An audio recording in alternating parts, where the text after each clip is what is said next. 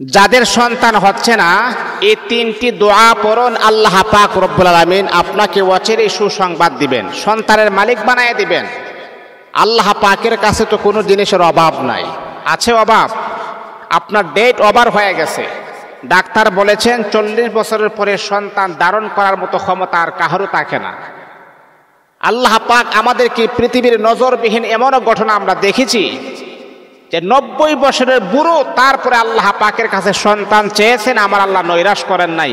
90 বছরের বুড়ো আল্লাহ পাক রব্বুল আলামিন তাদেরও সন্তানের মালিক আমার আল্লাহ বানিয়ে দিয়েছেন। আল্লাহর কাছে মেডিকেল সায়েন্স এইগুলা যেখানে ফেল, সেখানে আল্লাহ পাকের আলামত শুরু হয়ে যায়। সুবহানাল্লাহি ওয়া বিহামদিহি সুবহানাল্লাহিল আযীম। এই জন্যে আল্লাহ পাকের কাছে বান্দা চেয়ে নিতে হয়। ও আমার মুসলমান মা বোনেরা, অনেকেই আছে যে 20 বছর হয়ে গেছে, 15 বছর হয়ে গেছে সংসার করতেছেন, কিন্তু সন্তানের মুখ আপনি দেখেন না। যাদের সন্তান নাই তারা বুঝে যায়, হ্যাঁ, একটা সন্তান যদি আমার থাকতো কতই না ভালো হতো। যাদের সন্তান নাই তারা হারে হারে টের পায় সন্তানের প্রতি কি মহাব্বত, কি মায়া, কি ভালোবাসা তাদের কাজ করে, কিন্তু সন্তানের মালিক তারা হতে পারে না। কিন্তু আল্লাহ পাক রব্বুল আলামিন কুরআনুল কারীমের ভিতরে আমার আল্লাহ জানায়া দিলেন, এই দুনিয়ার মুসলমানেরা, যখনই তোমরা কোনো অনটনের ভিতরে যখন তোমরা পড়ে যাইবা, দুনিয়ার কোনো মানুষের কাছে নয়, দুনিয়ার কোনো মানুষের কাছে নয়, একমাত্র শুধুমাত্র কেবলমাত্র আল্লাহ পাক রব্বুল আলামিনের কাছে আপনি চাইবেন।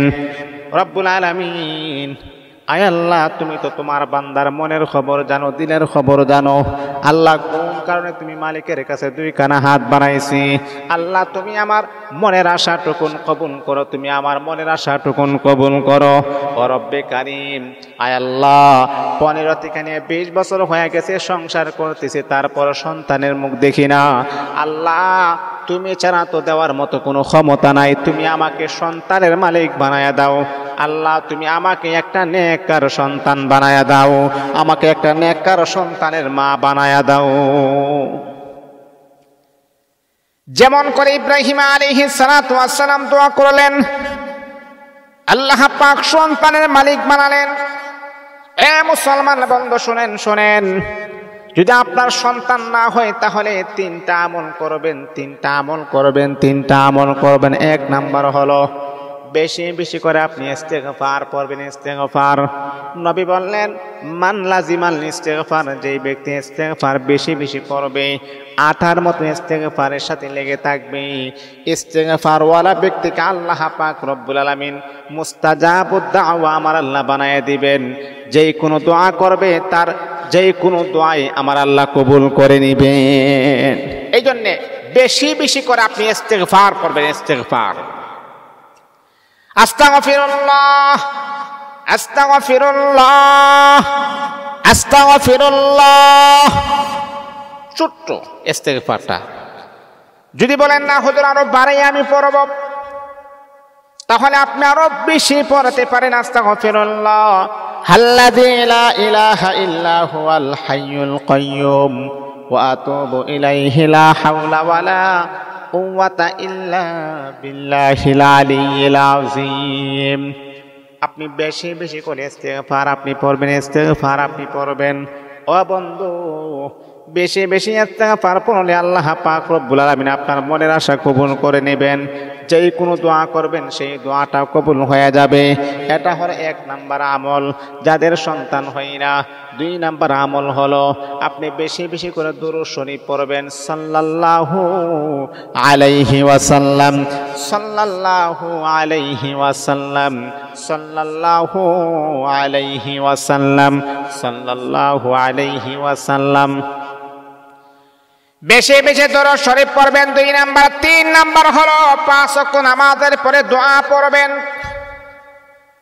ইব্রাহিম খলিল দোয়া করলেন, রব্বি হাবলি মিনাস সালিহিন।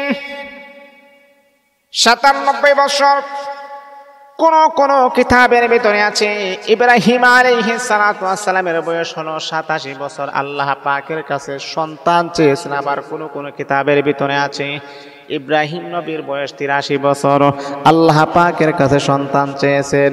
আমার আল্লাহ 83 বছরের ব্যক্তিকে আমার আল্লাহ সন্তানের মুখ দেখাইলেন।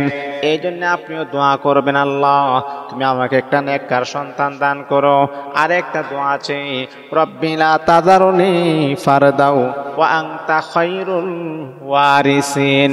এমন করে আপনি দোয়া করবেন, আল্লাহ তুমি আমাকে সন্তানের মালিক বানাও, আল্লাহ তুমি আমাকে সন্তান দাও, আল্লাহ তুমি ছাড়া তো আর কেউ নাই, তুমি ছাড়া তো আর কেউ নাই, তুমি ছাড়া তো আর কেউ নাই। ও বন্ধু জানেননি, ও মা বোনেরা, এই 3টা আমলকে আপনি লাজিম বানিয়ে ফেলুন।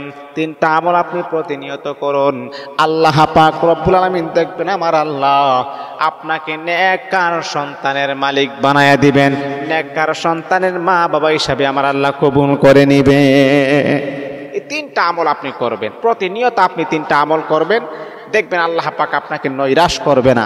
আমার আল্লাহ তো আহকামুল হাকিমিন, আমার আল্লাহ হলো ইয়া হাইয়্যু ইয়া কাইয়্যুম। ও বান্দা, ডাকার মতো যদি তুমি আমি আল্লাহকে ডাকতে পারো, অবশ্যই তোমার ডাকে আমি আল্লাহ সাড়া দিব ইনশাআল্লাহ।